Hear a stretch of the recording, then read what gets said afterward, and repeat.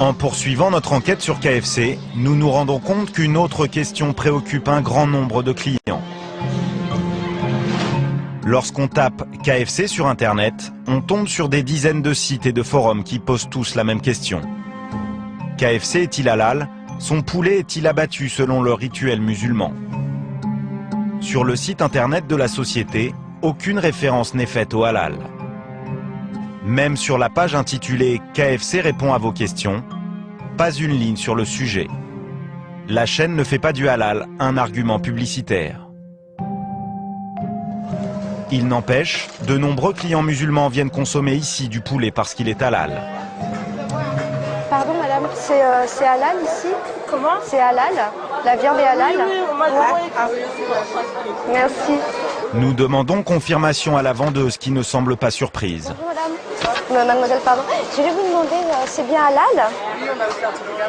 Ouais, je vais vous prendre un menu variété, mais j'aimerais bien avoir le certificat aussi, parce que mon frère, il a émis un doute. KFC certifie donc à ses clients que son poulet est halal en présentant différentes attestations. Nous nous sommes procuré l'un des certificats présentés aux clients dans les restaurants. Le document atteste que ces poulets sont produits suivant le rite islamique halal par la société Dou, le premier producteur de volailles en Europe.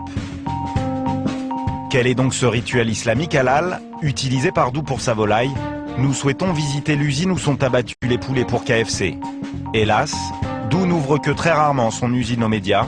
Ces images datent de plus de 15 ans. Nous avons tenté de joindre la direction par téléphone pendant plusieurs semaines. Sans succès, pour seule réponse, cet email. Pour des questions de sécurité et d'hygiène, toute visite au sein de nos sites est impossible en dehors des services de l'État et de certains de nos clients. Le responsable de la communication ajoute: Vos informations mettant en doute le caractère halal de nos volailles sont erronées. Comment expliquer alors toutes ces rumeurs de tromperie sur Internet? Pour savoir quelles méthodes les abattoirs doivent employer pour que leur viande mérite l'appellation halal, nous nous rendons dans une usine de la Drôme. Kamel Kaptan nous accompagne, il est le recteur de la Grande Mosquée de Lyon, l'une des 3 mosquées qui fait autorité en France sur la certification halal.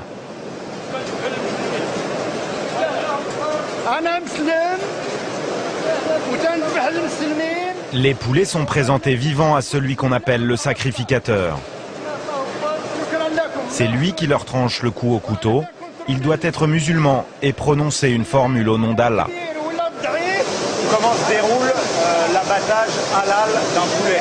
L'abattage rituel tel qu'il se pratique, tel qu'il doit se pratiquer dans un abattoir, c'est de cette façon-ci. Le rituel, c'est un acte de foi.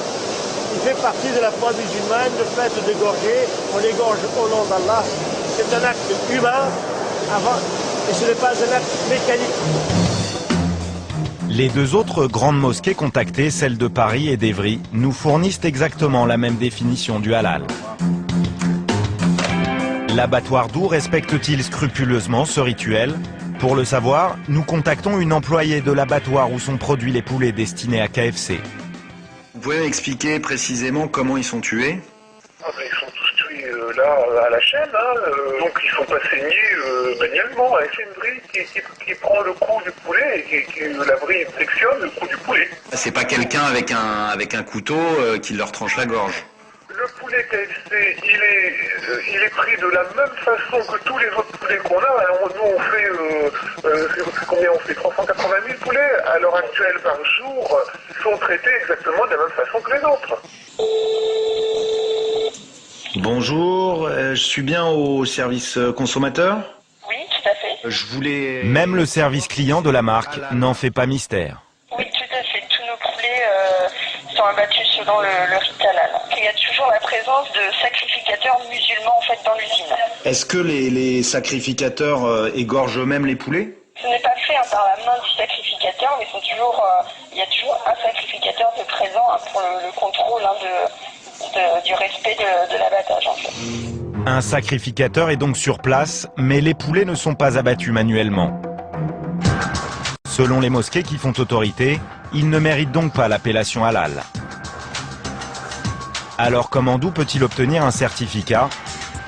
Nous tentons de joindre cette association finistérienne pour la culture arabo-islamique qui a délivré le certificat.